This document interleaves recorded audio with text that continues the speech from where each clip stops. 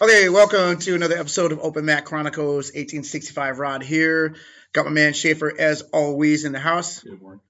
And we do once again, we have another very special guest, the lovely Becca.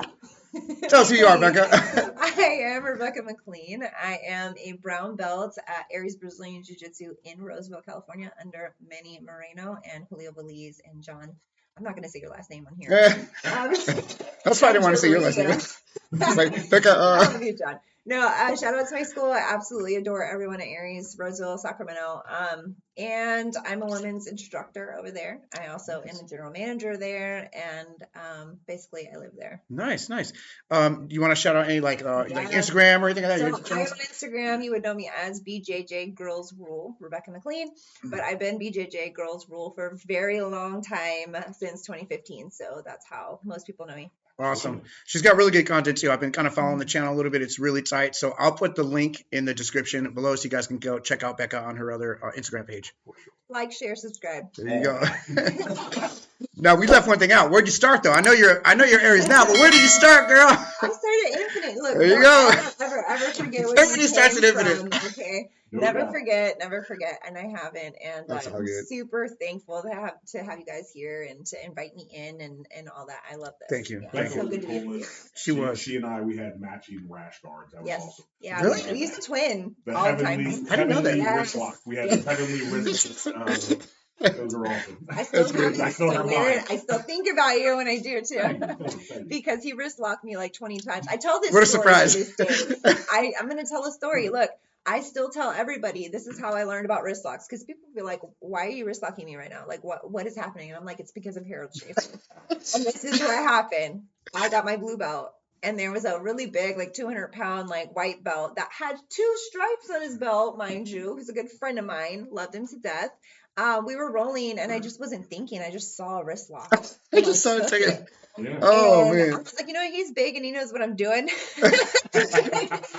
And then Harold goes, did you just wrist lock? Oh, Well, Thank you. never change. Could you still do yeah, that? I did. And he was like, all right, you're rolling with me next. I'm There like, you go. Hey, here, tell Okay. about the bell. We got the bell at shame now. Yeah, Now we got a I was about to say, bell. We start shaming people with a big bell, like in that's nice. That's kind. If you got shamed by a bell, let me tell you what I experienced. It was, I literally placed like 100 feet later. Just give grip. That's literally what it sounds I like. beat her up. You I guys took my wrist the next day. don't wrist lock white belts. Not white belt. It was my lesson to learn. Let's You know change, right? This man taught a whole wrist lock class to all. Oh my god, that was awesome. It was legit. Ladies, It was don't good. tell them It that was I good, yeah. taught you guys wrist locks. I know. Tell them You wrist can locks. teach them, but you can't wrist lock Don't white do it. belts. Don't do it. Oh my I'm goodness. okay, guys. It's crazy. Man. Don't do it. So, Harold, what are we talking about today? Well, we're going to start off, I think, with all the lies that they tell women when they come in and they go, hey, you're going to learn jujitsu. Lies. And I hope that you'll be able to speak on it. Yeah. Do you want to kick off the first question, or if so? Okay, so I'll give you one example of what I see. I'm not a female, so I don't know, but I think that I would assume that a lie might be size doesn't matter. You know what I mean? Like you're What? That was Huh? not pun intended, but It always you're like, that's definitely a lie. doesn't matter. No, I'll kidding aside. No, but seriously, like technique trumps everything, basically, right? Mhm. And don't worry about anything. Don't worry about strength. Don't worry if the guy's 230. Doesn't matter. You're still your jiu-jitsu's good. I think that's a little bit of a lie. A little bit. It's a lie. So I don't know if they presented it to you like that, but that's what I would think. But you go ahead I and tell have me. heard that out there, right, floating around. I'm going to share with you guys, and I'm going to get back to that because I'm going to share with you guys the Okay. very first lie I ever learned. And this is interesting because I actually was introduced to Brazilian Jiu-Jitsu when I was like 14. So my brother trained with Cesar Gracie for a very long time in the Bay Area, and so I would watch him compete and everything, and I wanted to do what he did. So the very first lie I heard, I'm not going to say who I heard it from or anything, but the very first lie was, this isn't for women, this isn't for girls. Girls don't Oh do that. wow! What year was this? Would you Too say violent. roughly? You don't have to So- give away your age, but just roughly. Goodness, well, I'll be 41 next week. Okay, there you go. Shout 41 out to is 41. fine. There you go. Yeah, Wow, really. She holding up good. Right? Yeah. Gosh, it was the 90s, Yeah, okay. it was late 90s. Oh, so that must be like right when it, because I mean, it started in like 93 is when it 96? really started. 93, yeah. 97, That's Hoist. something like that. So that's like first generation. So they probably would do that. That makes sense. They would say that back Yeah, then. and people weren't getting belted. It was just like a long process. It was, it was something that was kind of more concealed and not popularized and Yep. not, people weren't doing it. Yeah. I thought it was super cool that my brother was doing it. I loved watching him compete. He did other martial arts. I wanted to do all of them. And so that was the very first lie, I'll have to say. The second lie I have a problem with Here we go. Here we go. Jiu-jitsu is for everyone. Ah, Yo, If it were a fact, we just talked. this is Yeah. the way I Oh, see see, it. that's what we like, Becca, dude. Jiu-jitsu can be for anyone, but it's not for everyone. Facts on facts, right? Yep. Yep. To get back to your question. Okay, so size doesn't matter. Hey, you said that. Ready, go for it. So I think there's a lot of factors, and we can talk about this for a really long time because, right, like, let's say, are we talking about self-defense? Are we talking about sport? Are we talking about in the streets on a mat? Are we talking about I'm a brown belt and you're a white belt or a blue belt or you're a black belt? Like, what are we talking about? Technique matters. You're right. 100%. absolutely. But like, I'm going to beat a 200-pound white belt. Yeah. I'm a brown belt. I've been training for almost 9 years. But if we're in the street, is he going to pick me up and body slam me? Exactly. Then I resort to other things. Exactly. My concealed knife, my concealed Yep. whatever. Yep. Do you know what I'm saying? So I think about jiu-jitsu in very self-defense, and all the other arts I've tried. And you guys know I went through my season where I tried. Yeah. No, we know. And I came back around to I am a BJJ girl. Like, We know. that We already know much. where this is going. Right? We don't need to open that. No, we're not No, opening no, that. no. I'm not opening that. I'm saying I decided for myself that BJJ was it for me Love it. in the self-defense as well as the sport, as well as first and foremost, which I tell my children, my students, first and foremost, jiu-jitsu is an art. And I put in the comments kind of last night watching with David Hinson. Shout out David Hinson. I love you. And that was a great episode. If you guys didn't see it, you better go watch. So I was listening to you guys talk and I was like, you know what? He was talking about the history, right? And how it came from Japan and judo and all that. Well, I'm a quarter Japanese, and growing up with a full-blooded Japanese grandmother who raised me for a good portion of my childhood, honor and respect, especially of elders, Paramount. is so important in my culture and in my life and in tradition. So for me, when I got on the mat, it was like, okay, I'm gonna bow because I'm taking space in this thing that is great. Like it's doing something for me. And I have a lot to say about what jiu-jitsu has done for me. But just to go back to that kind of jiu-jitsu is for everyone and size doesn't matter and all of that. It plays a part. It plays a part. It's Those are important. two I would say those are two lies that you're going to hear right out of the gate, right? Mhm. We always say, all things being equal, whatever advantage does pop up, Mhm. that's where it's going to. That's the Yeah. direction it's going to go. Yeah. That person will win. If everything else is the same, It's the same. but I'm twice as strong as you. It's and like I know the same moves, and I can grab you and stop you from doing it. Yeah. Or if you know them better than me because you've been training longer or you've been spending more time on the mat. Yeah. For sure. Like Those an advantages matter. anecdotal evidence. Okay, so like last night we had a little class and freaking Trevor came in. You guys know Trevor, right? Well, you know him. Yeah. Big Trevor. Oh yeah, big Trevor. Yeah. It is terrible. And Gus was there and watching, right? So Mhm. so Trevor probably submitted me like 8 times. He just murdered me. Like there's nothing I can do, even though I was fighting really good. My jiu-jitsu was solid. Age matters too. It does everything. Thank But you. here's the thing though. But Becca, in all categories, like younger, bigger, stronger, training longer than me, like what? I have zero advantage. I have zero. Like I'm like Gus, like, oh Rod, you need to speed up. Like, no, stop, dude. You've been telling me to slow down for 13 years. Now you can tell me to speed up. So it's kind of funny. But I thought about that. How it relates to this conversation is that you have zero advantage over just a big or average guy, right? You don't have a physical advantage over a guy. Not a physical. Not a physical. No, she got the technique. There you go. And that's Technique. the thing. Here's You get that technique advantage and you get a mindset advantage. If you're There you go. I know where you're going. Yes. Tell us about a mindset. Look, like your will to survive is everything, right? So if Yep. I have a will to survive, which is what I've had to have in Brazilian Jiu-Jitsu since I stepped on the mat, back at Infinite, in the first 6 months, I did not know I had PTSD, and I found out there. And so because I found out there, I had to work it out there, you know, and I was the only girl in class sometimes. Sometimes it was just me and Michelle or just a couple of girls when I first started. And so that PTSD, it presented physically. And some of you guys remember sometimes. We know. You and I have had a situation where I had to say, hey, listen, you are here with a friend. Yep. You are safe here. Yep. Yes, I'm putting pressure on you. Yes, it feels like I'm trying to hurt you. But this is, what do they say? A safe place? I hate saying safe place. But it is. It's a safe place. Yeah, but I had to keep it real, right? Yeah. I'm like, look, I'm just here to help you learn this so that if this real situation ever arises, you break their fucking neck. This is what I tell women all the time because they're like, oh, okay, I can't train with men. I need to be in a women's only class. That happens. That happens a lot. I was going to say that. I've seen women bounce for that. Women's only class. And this is why. It's to integrate. Yes. My objective is not to keep you in a women's It's a stepping stone, right? It is to integrate you into regular adult classes with everyone because we need to train with That's ladies. good. We need to train with men. Yep. We need to train with safe men. This was my speech accepting my brown belt For a sure. few weeks ago. That's fast. That's really, really good. I looked around this room full of women who didn't even know me really, you know, and they saw me get this belt and I felt I had a responsibility to say, here's another lie. Here's another lie. Yeah. They lied to you. Yeah. You're not going to get as far if you train only with women. And a lot of That's a really good point that I didn't think about. That's a good one. Look, it's facts. And I'm a woman. I think they feel comfortable. They're safe with that though, right? To initially start, they're like, oh, it's women's only. We're good. They need that. Yeah. You know, maybe I would have benefited at first. I don't really know. I didn't have the option.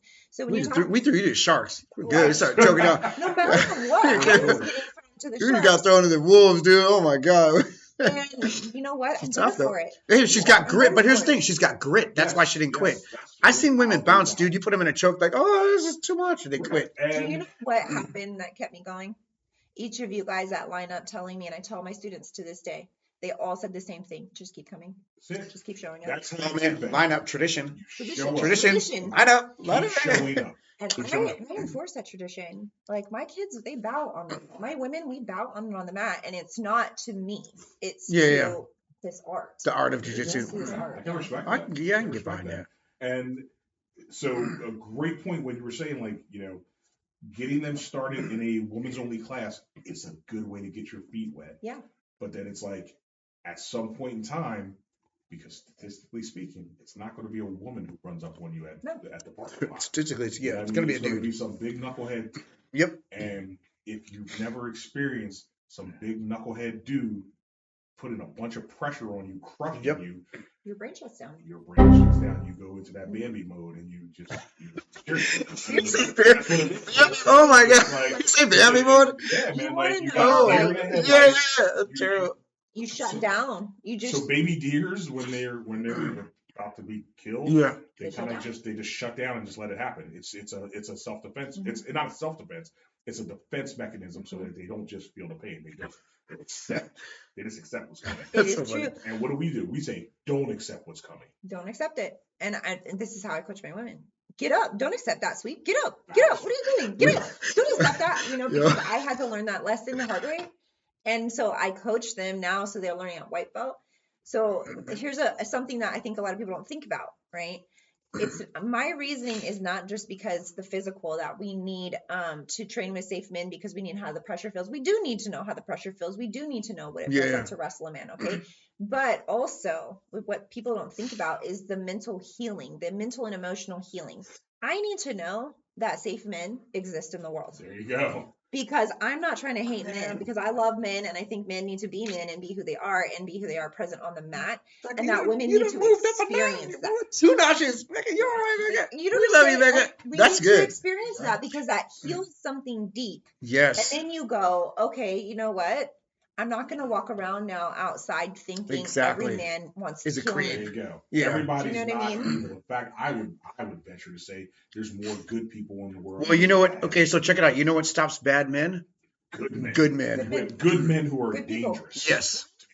Yes. And that's a good assessment. Under the I like that. That we should be highly skilled and effective at combat. Like good people should be highly skilled. Because we're in a weird place in society right now, and I don't want to go too on this crazy tangent, but we are in a weird place where a lot of men are not even wanting to like oh, I'm not going to help her. She's a strong, independent woman. We're kind of at that place a little bit without going too crazy. But like, I was walking the other day. This was at my job, and there was a lady in front of me, and we had to go through this little tunnel. It was weird, just the way that Sacramento is, right? And I was looking, I'm like, that little thought in my head for a second. I'm like, dude, I got her, dude. If something happens, I got her. I don't care who it is. I got her. Like, that's what you got to do as a man. You got to protect them, bro. It's built in you. Yeah, it's built to protect. Like, if I get jacked, I get jacked, bro. But I'm not going to, there's no way I let anything happen. Because there were like little gangbangers up there.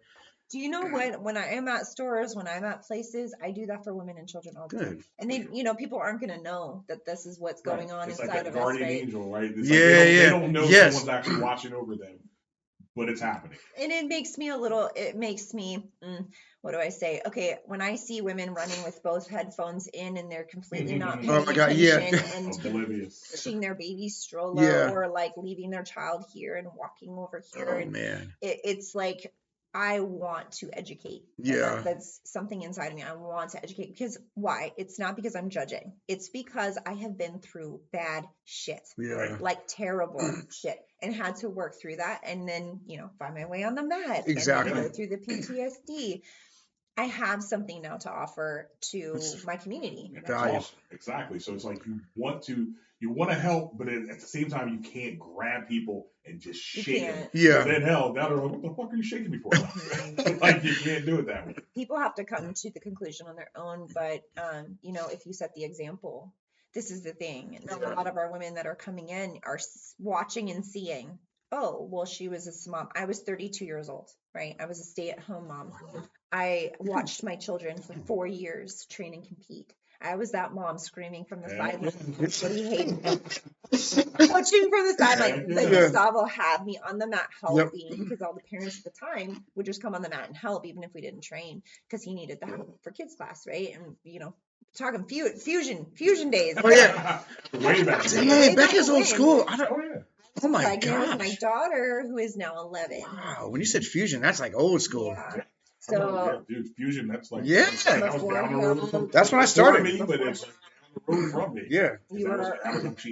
Everybody's first building. It was their first building, yeah. Mm-hmm. Yeah, that's where I started, was at Fusion. Yeah. And I don't know if people know that I actually, when I left Infinite, I was at UFC gym, but under Chad Bingham. I do. Oh, really? Before he started Precision. Oh, what a small world. Shout out to Chad and Precision. I'm thankful for the time I spent under each professor and coach that I've ever had. That's really because good. I learned something amazing from each of them. I do remember that you did go to the UFC. Yeah. That's right. Running shit over there? Yeah, she was. She was running. She takes over stuff. Oh, we got to get her out. She's going to take over our podcast. Get out.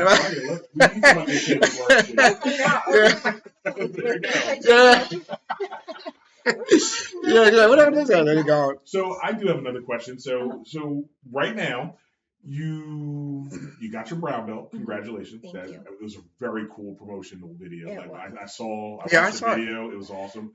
And they're going to throw you to the wolves again. Yep. So you're about to jump in and do a couple of competitions? Yes. So I'm throwing myself to the wolves. Yeah, there you go. I guess that's I'm you throwing have to myself, make the choice. but I've always done this since I was white belt. I was training 10 months, jumped into a competition, didn't know what I was doing.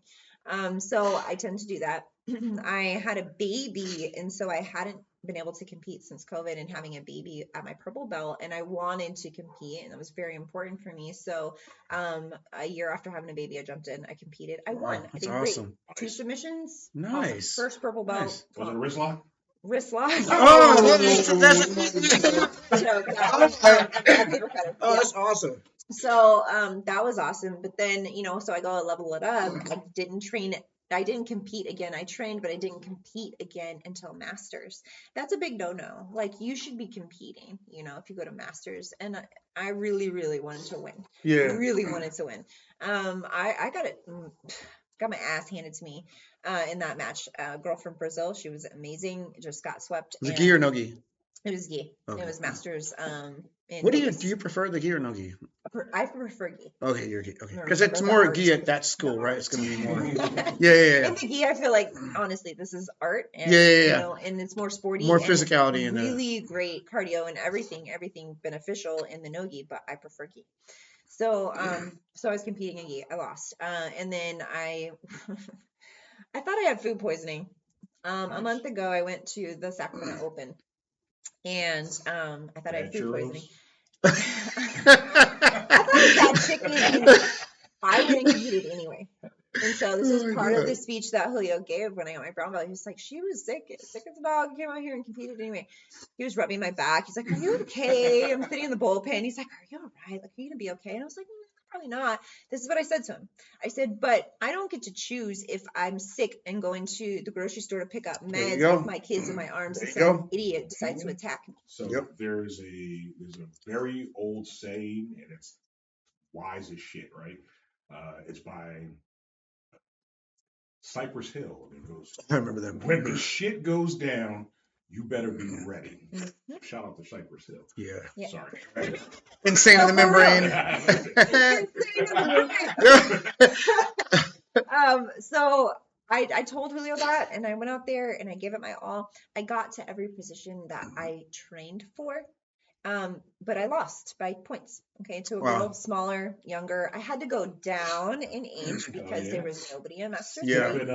Stepping up. Shout out to Master 3. Yeah. I'm Master 3 now, so I have to now do the things that I used to think were like. That's Master 3? Dang! So no, you're not old. You're not old. Getting up there.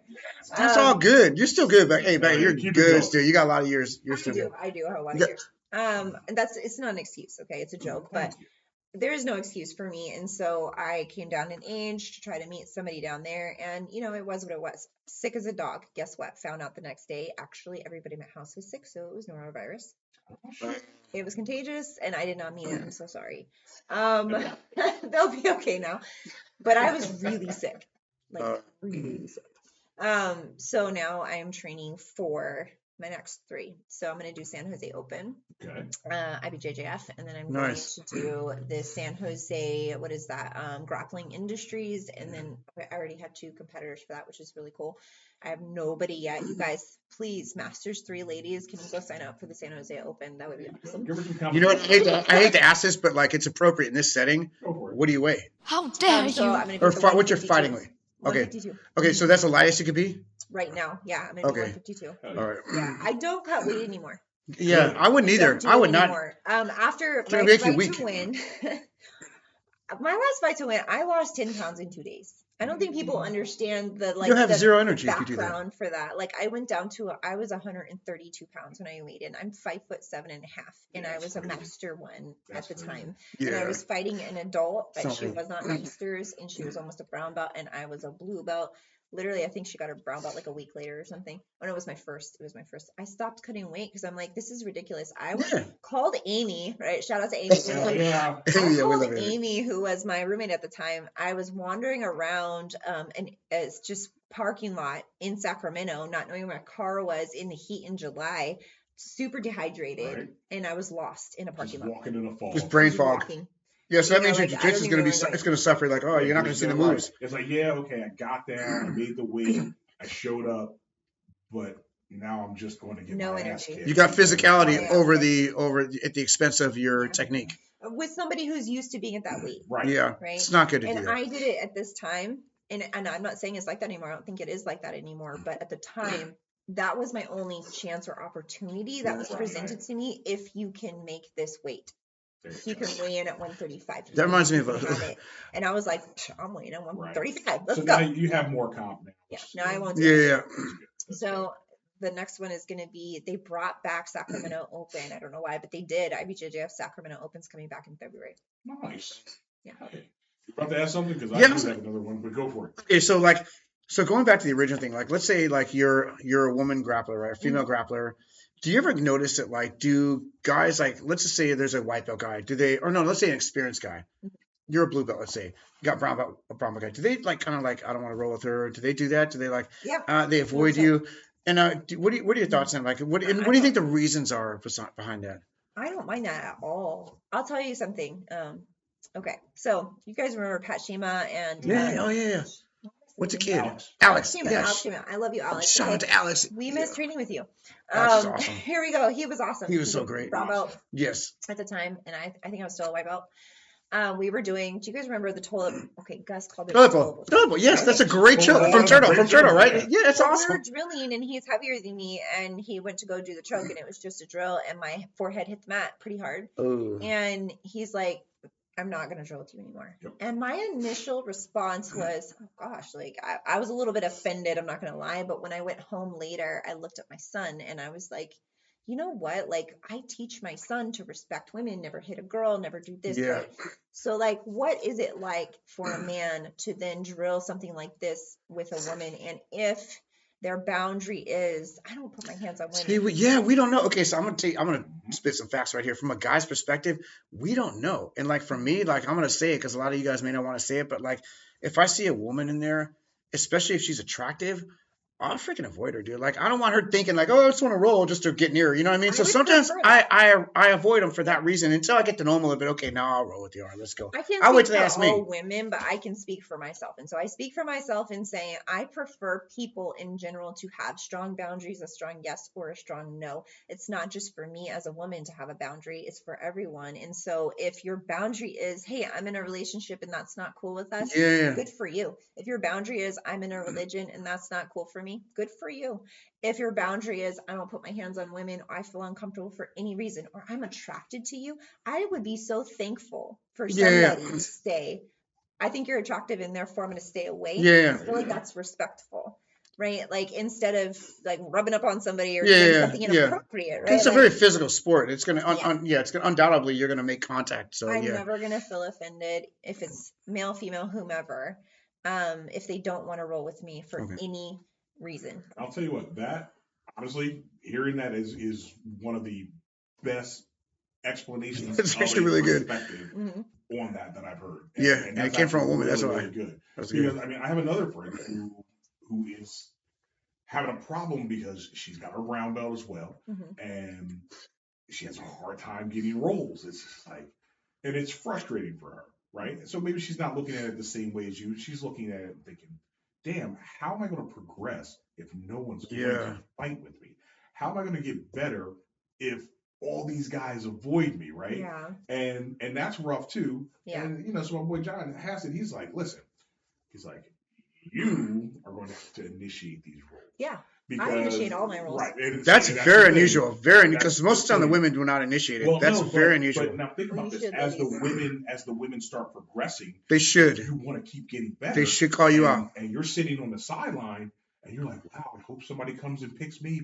No. You're gonna have to go. Hey, listen, I'm here too, guys. I'm training. I expect some help from you. I'm a teammate. We're teammates. Yep. So it's like I want to choke you too, and yes, try to choke me.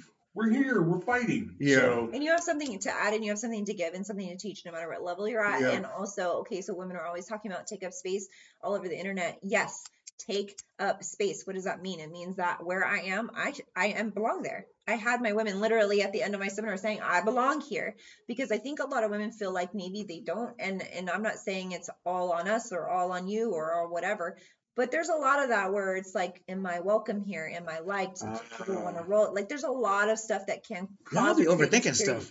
We do. That's the way our brains work, right? That's the way our brains work. So, like, and this is my personal belief and opinion. Okay. But for me, I think about all the things all the time.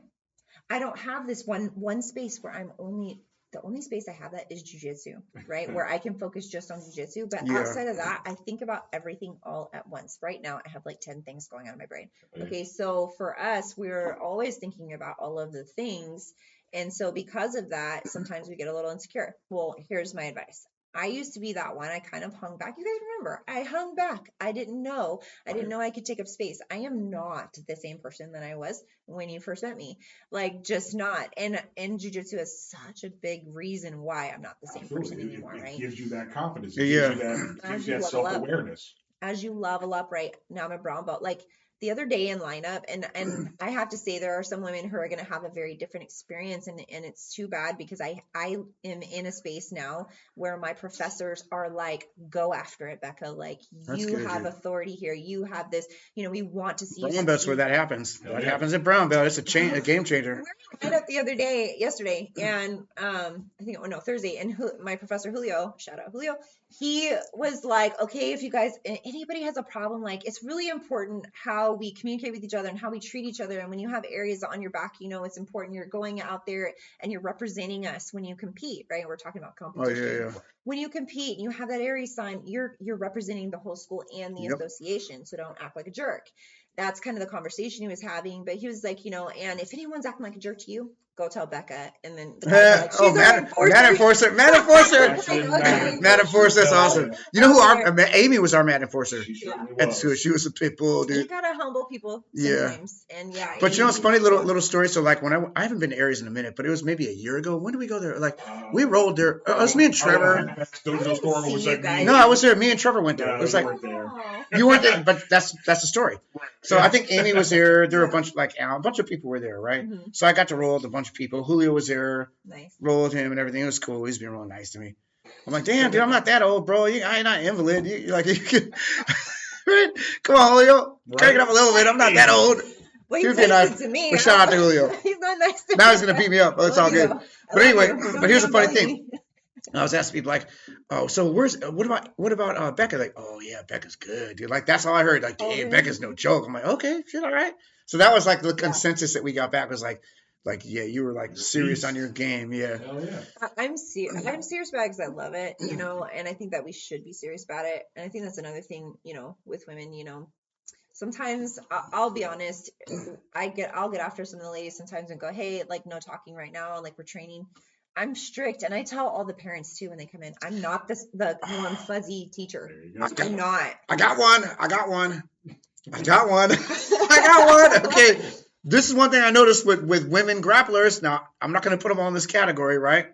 But I noticed sometimes you roll with them, and they start talking to you. Talking and laughing. And no. You know what? And they'll start talking. Next thing you know, they freaking try to armbar you. Like, oh, man. They try to sidetrack you, that slick talk. Like, oh, yeah, right, yeah. Right?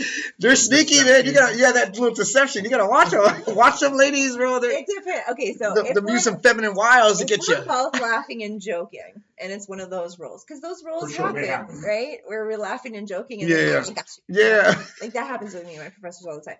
But, if you're seriously rolling, we shouldn't be talking. And this is what I teach even the kids, right? Why? Because is it a verbal tap? Are you in pain? Are you laughing? Are you crying? I don't know. We're rolling. Like, this is serious, right? We're breaking limbs and choking people out. For sure. But if he rolled, like, let's just say you have some average, a blue belt. Just some guy, is he joking or is it serious? Is he coming at you like this game on? It depends on who I roll with, and I pick my rolls wisely. You kind of have to. Now, look, I know I'm not under any pretense that like my coaches are like coming at me with everything they got. They're not. Yeah. They're not going to do that. Yeah. But also, I'm not doing that to the girls or but even the guys that are lower belts than me. I'm not going to do that. Like they're not going 100%, but you're not defending 100% either. I have a saying. I say, don't go out trying to be the king of practice. Yep. No. We preach at our school. Yeah. So exactly. It's like go in there. What I tell people: check your ego at the door. Yep. You need to learn to humble yourself.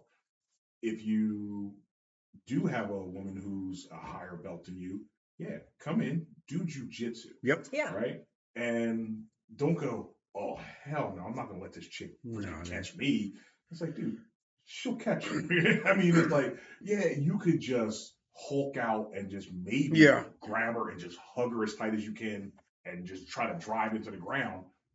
But you're not doing jiu-jitsu anymore. Exactly. Now you're just like, I just don't want to lose. I don't want to lose. Yeah, exactly. All the time. I think you were asking me this question a second ago, but like I've experienced everything from, oh, I'm just going to take it easy because she's a girl, to, oh, I'm not going to take it easy because she's a girl, and everything in between, which means like I've been body slammed, I've had ribs broken, I've been punched in the face, I've been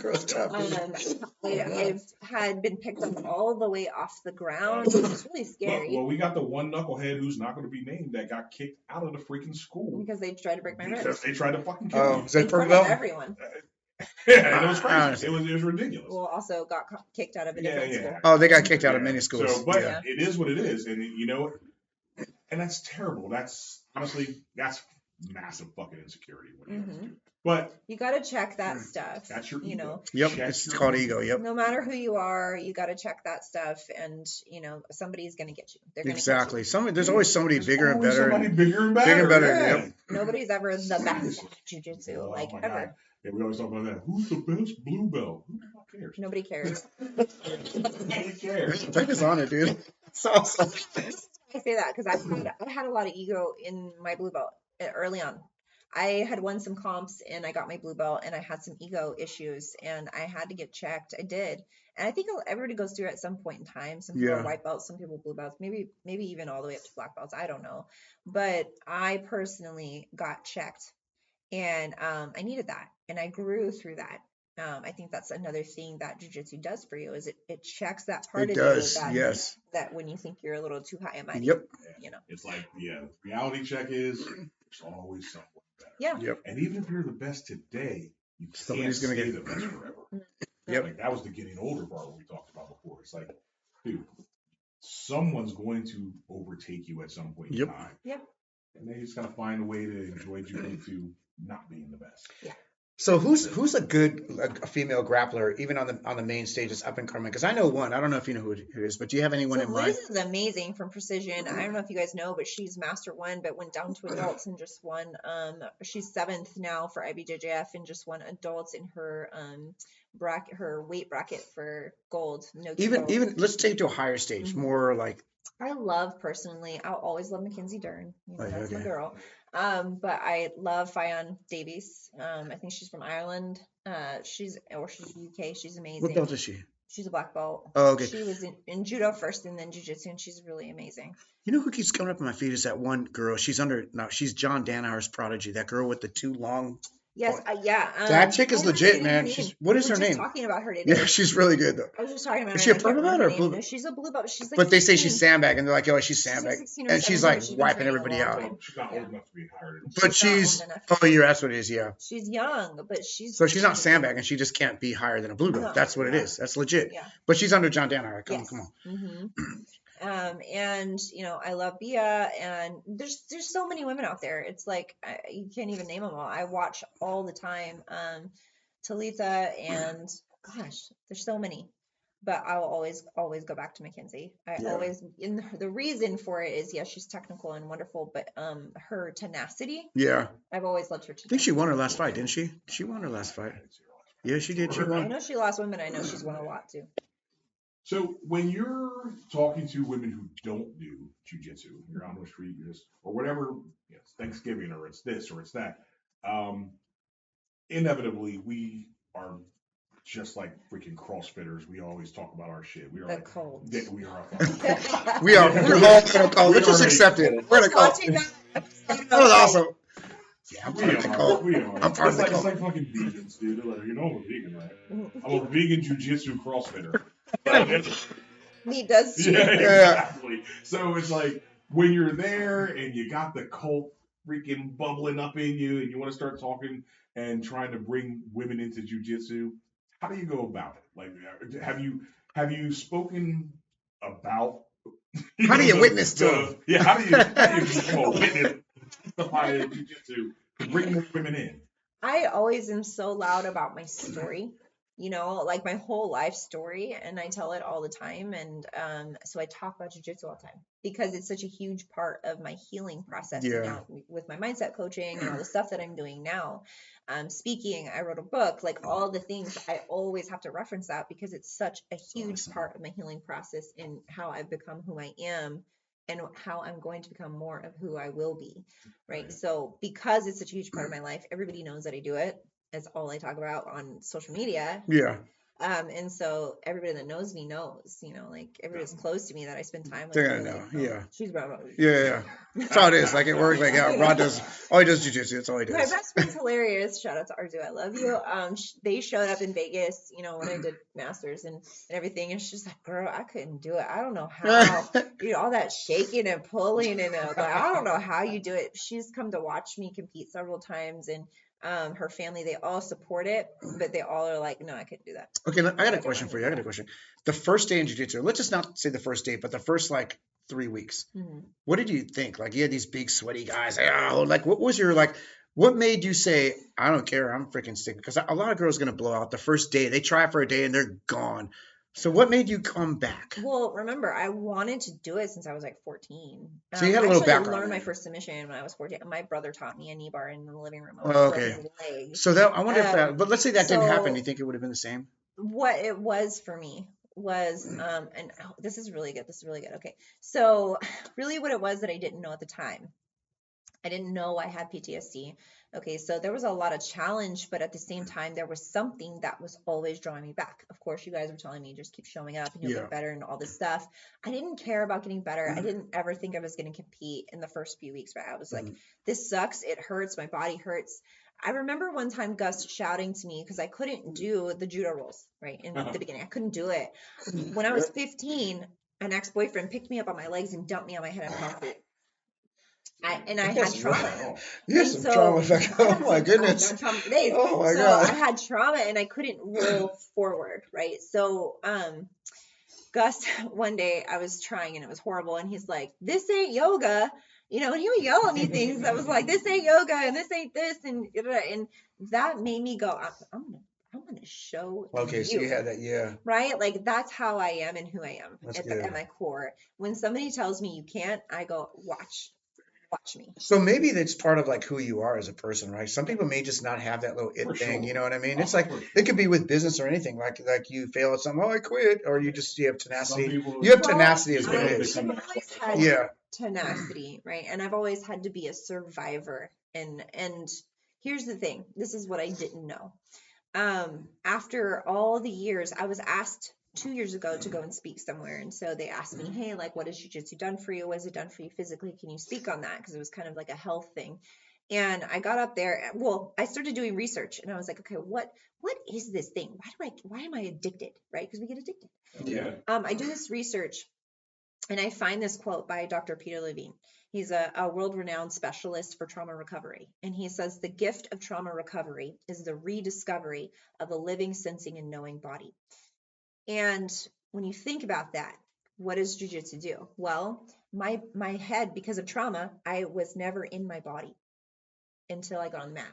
So 32 years old, I never experienced oneness with myself or the feeling of being in my own skin or being a being like all at once in one place at one time. So where people might meditate or do all these things, I couldn't do that. My head was way out here. And so what it did was it brought my body and my mind together in one place. It is amazing how jiu-jitsu does that. Forces you to focus on what's happening. It's an amazing sport. In the present moment. Let's think about it. I don't think wrestling doesn't do that. I don't think it's too physical. It's like it's based on your physical. Wrestling you're just like, you're Johnny Go, man. You're just like, Jiu-jitsu, you're like, you have to, it's like a human chess. It's human chess. It's cerebral. It's an amazing sport. Like, this is what's happening right now. I can't pretend this shit's not going on. You guys need to do jiu-jitsu. You have to address it. Ignore it. I have to address it. I got to address it. I have to address it or he's going to break this. I have to address it or I'm going to go unconscious.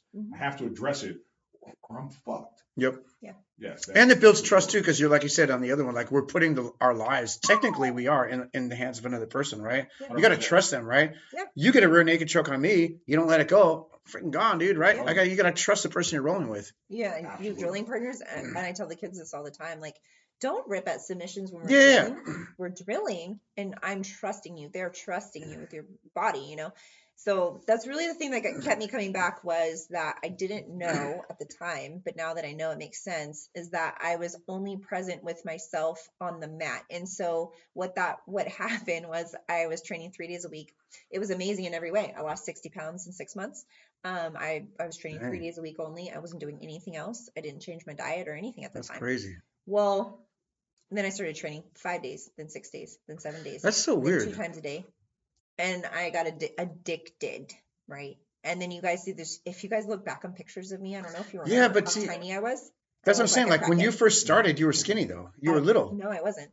Yes, you were. No, I wasn't. So really? No, I was 170 pounds when I started. I don't remember that. I was 170 pounds. Oh wow. And then at the when I right after I left Infinite. I was down to 132 pounds. At one point, I was 128. Jiu-Jitsu, yeah. All that cardio, right? Yeah. And then like I would train all day long and then teach, and so I wouldn't eat because you're just on the mat and you're not thinking about it. Right. You're not thinking about it. So it like anything can become something that's taking over your life. Now I've found this balance with it. And now I only I hear myself within, I'm like, okay, no, I feel strong at 152. I like that. I'm gonna stay there. Yeah. No, I like, this is what I like to do. You found your sweet spot. And then my training and my training partners. So I pre-choose who I want to roll with. Yeah, no, I get it. And I ask them in advance, you want to roll next? You're going to, Yeah. boom, boom, boom, boom, boom. We're going to roll together. Cool. You're first, you're second, you're third, like that. There you go. So most days. And I make it about me. And that's like the only space, right? For a lot of women, listen, ladies, this is the advice I give my ladies when I teach. This is about you. You pay to be there, right? This is your time. You're not with your children or your husband or whoever your partner. So you have to be selfish with that time. This is your time, your training. It is for you. Do what you need to do. Because a lot of women ask, is it okay to say no? Can I say no? Fears? So going on that, what is the most common fear or concern that a female coming into sport, what is their fear that she would have that you could maybe kind of address a little bit? Injury, trauma triggers, and not having a voice. I would say they probably don't recognize it like that. But what I see a lot of, and what I saw a lot of in me, was can I say no? And I didn't say no. Right. And because of that, it triggered trauma. So I see. Now I will attest to this. So that is also how I teach, though, right? So this is where you're ultimately, a woman comes in, she's going to have to be able to say, okay, well, maybe this is not the spot for me, or the particular instructor for me. Maybe I need someone who can teach me this way versus this.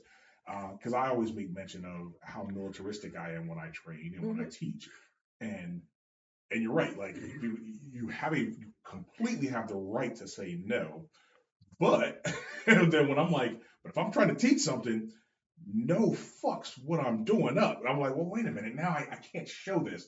And I've had those issues where I'm just like, damn, all right, this is actually. Well, what did it say no to? Well, right. If it's no to, well, I'm not going to do that. I don't want to do this particular move because there's trauma behind it. There's all these other things behind it. But from an instructor's point of view, you're like, damn, I'm just trying to get this move taught, right? Yeah. So instructors can also be put in positions where they're like, okay, this is harder. I have to think this through.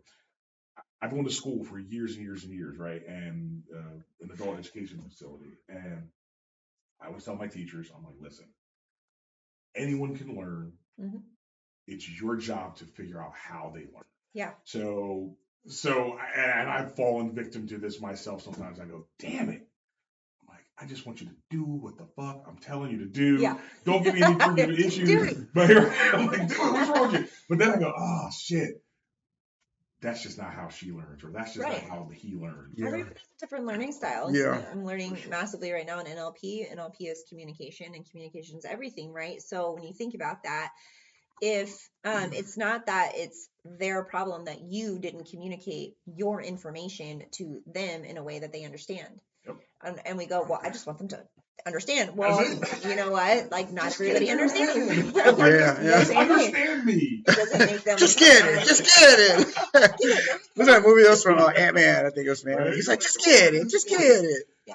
But so it's important to change and what we teach is that the person who's able to be more flexible in their communication style is the person who actually gets the desired outcome. Absolutely. That's 100%.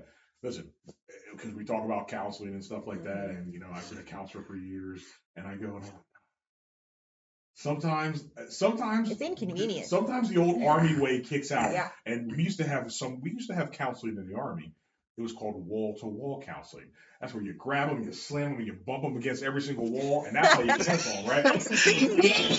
Right. But I can't do that with everybody. No. Yeah. Some people have to go, okay, little Johnny, I understand.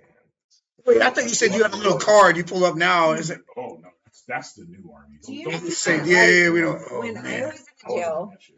when I was in the sheriff's department, what I noticed with the male inmates was like, I have a tiny voice. I just told you guys that. I'm like, I have a tiny voice, right? So I can't really yell. I get this from my grandma. Like, we're not yellers. So when I try to project my voice, it gets this high, like, Like, get tone. down. Put your hands behind your back. You know, and so, or like, stop. I get it. That high pitched noise. You know what? The feedback I got was like, and so this one dude, he wanted to fight me, like an inmate wanted to fight me because I was yelling to a top I tier, understand. sit down, right? It was the tone of my voice, and it triggered something in him. That's From interesting. a female, Oh, like wow. I realized, oh, he had trauma Ooh, from a that's female. deep. We're getting deep. So Yeah. that was a lot of my OMC's guys going deep. too. Same situation. They had a hard time taking direction from women because, again, a lot of single family, single mother households. Yep. Mother was very, very overbearing. Yep. Always yelling, beating them, smacking them up. Violent, yeah. And he's like, yo, I'll be goddamn if But I'm going this to woman- let some bitch Yep. I don't know, blah blah blah, tell Yeah. me. And then, and a lot of times that's where you, again, like I said, you have to understand. You go, okay, I need to step in because he just can't hear it from her. Yeah. But then when we all sit together, let's kumbaya this, Yeah. and then we work through that trauma. Like I said, I did that counseling for so long, and I'm like, it's weird. Yeah. Like I can pick it apart on myself sometimes. I go, damn, I am not freaking. I'm not thinking this through. I'm And being too corrections- much of a hard ass. A lot about changing communication style. And I didn't realize, a lot about the way I was communicating with people or how people perceive me. You don't realize how people perceive you. Yeah. You know what I mean? Like that's Not their in their head. perception. You're Exactly. not in their Yeah, head. exactly. You're in your mind. So all you can tell is like their body language and the way they respond to you. And so, yeah, I learned a lot about how people perceive me and how I communicate. That's why he's got to do jujitsu because Do you jujitsu. just choke them. Yeah. It doesn't matter how they perceive We you. perceive You're you as Killer B. Exactly. Remember that? You told me you can't, I gave you a little you can't be patch. Killer B. There's already one. Oh, there was one. Yeah, there was. Dude, he used to teach at the UFC gym for a hot minute. Yeah. Killer B, yeah. He I was thought I had a there little before me, patch. I but thought I had a yeah. little Killer B Well, patch. that's two. You gave me a I patch. think still yeah. have it. So, Still have first it. of all- Oh, yeah. Killer B is Wu Tang. Yeah, I know. Wu Tang. Yeah. Wu Tang Killer B. I'm You gonna say Wu-Tang on the way here. Hell yeah, right? That's old school. You say Right. if you Yeah. call her Killer B, you're like, damn, Oh, yeah. old school. It's I already definitely taken. remember Yeah. when she was Killer B. Yeah. Yeah. Damn. So let's start to wrap up here, but Yeah. jiu-jitsu, not necessarily You gotta for do it. everyone, right? So we got that. Where can they find you? Where can they find me? Oh, I'm all over the place. I'm on Instagram, of course, BJJ Girls Rule. I am on YouTube. I believe it's under Rebecca McLean, which is just my name. Facebook, Rebecca McLean. You can find me there. I'm all over, and I'm at Aries BJJ in Roseville, so I teach there actually. Women's classes on Friday, 11 a.m. Women, come out and see me if you're in the Sacramento Definitely, area. definitely. I do have one other question. Mhm. Big goals in life coming up. What do you got? Tell us. Big Where are we goals. going to see you? Where are you? Where's the gonna next Becca shine? movie? Definitely I am taking a turn for a different part of my life. I'm serving a lot of people, now men and women, with mindset coaching, neuro linguistic programming, NLP, and timeline therapy. So I'm working towards certification Nice. in timeline therapy and NLP and mindset coaching, That's awesome. which I plan to actually implement into jiu-jitsu to help people heal from trauma through jiu-jitsu. And you currently do coaching too, right? I do coaching, yeah. Awesome. Private lessons as Awesome. well as classes, and general manager at Aries in Roseville. So I do a lot Nice. there, and we have lots of plans to do some pretty amazing stuff coming up. There you go. And you Good deal. figure that when you're actually coaching them, like on the mat, they'll Mm-hmm. probably be more receptive when they have me on the belly. And I have that big smile while I do this, so they know like it's all good, Look at the smile. Yeah. Smash it. Oh, I'm so good at it too, and it's like you can't be mad at them. It's like Big you got a guy who's what, maybe 200 pounds, or Yep. maybe, but he weighs like half a ton. Yeah. Yeah. See, knee on the belly is awesome. Yeah, it is. But overall, let me tell you, you are a wonderful ambassador. Yes, she really is. It's always been cool to know. And you've actually kind of embodied that whole thing. We always say it's like, if it's important to you, Mhm. you'll find a way. And if it's not, you'll find an excuse. You've absolutely found a way. thank you for coming out here. We really appreciate coming out here, Becca. This is awesome. You guys definitely check out our content, check out our channel. And with that, we will see you guys on the next episode. Later. Good job.